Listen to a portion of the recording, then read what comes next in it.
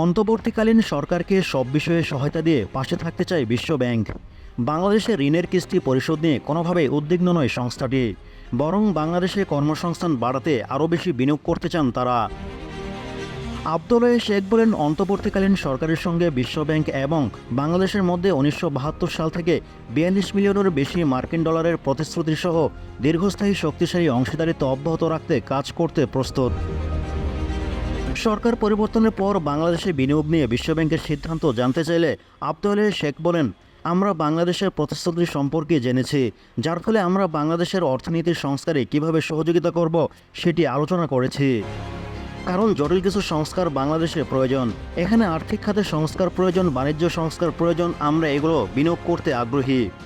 আমরা এখন এদেশে বেসরকারি খাতে চাকরির বাজার সৃষ্টি করতে আগ্রহী, বিশেষ করে যুবকরা এখানে বড় একটি সম্পদ।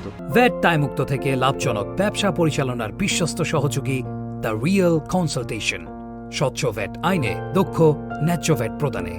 এছাড়া এখানে জলবায়ু পরিবর্তন এবং বড় ঝুঁকি, সেখানে অন্তর্বর্তীমূলক বিনিয়োগ প্রয়োজন। আমরা বাংলাদেশ ও বিশ্বব্যাংকের মধ্যে দীর্ঘমেয়াদী সম্পর্ক গড়তে কাজ করছি।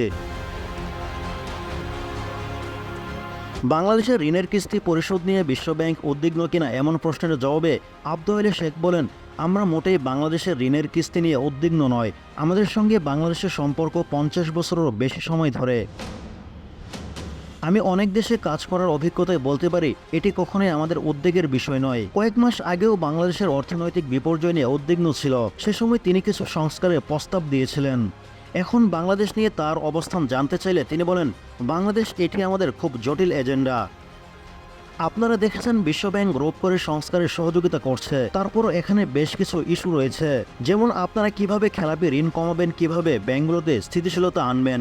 আমি মনে করি এজন্য আমাদের এজেন্ডা খুব গুরুত্বপূর্ণ, আমরা এগুলোতে সংস্কার করতে উৎসাহী। বাংলাদেশের আইএফসির কান্ট্রি ম্যানেজমেন্ট মাইনহার্ট বলেন, আমরা দেখেছি অনেক নীতি এখানে আয়ত্তে এসেছে, বিশ্বব্যাংক এখানে সংস্কারে কাজ করছে। একটি শক্তিশালী অর্থনীতির জন্য প্রয়োজন শক্তিশালী আর্থিক খাত।